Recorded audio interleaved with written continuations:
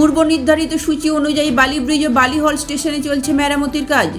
ডানকুনি লাইনের বেশ কিছু ট্রেন বাতিল করা হয়েছে। বালি ব্রিজের একাংশে যান চলাচল নিয়ন্ত্রণ করা হয়েছে। আর সে কারণেই বৃহস্পতিবার সকাল থেকেই চরম হয়রানির মুখে নিত্যযাত্রীরা। যাত্রী ভোগান্তির পর শেষ পর্যন্ত রেলিং ভেঙে বিকল্প রাস্তা তৈরি করতে তৎপর পুলিশ। এদিন সকাল থেকেই অনেকটা ঘুরপথে রাজচন্দ্রপুর পর্যন্ত যেতে হচ্ছিল অফিস যাত্রীদের। কেউ কেউ ঝুঁকি নিয়ে রেলিং পেরিয়ে যাতায়াত করছিলেন। এই নিয়ে পুলিশের সঙ্গে এক প্রশ্ন বচসাও হয়ে যায় নিত্যযাত্রীদের।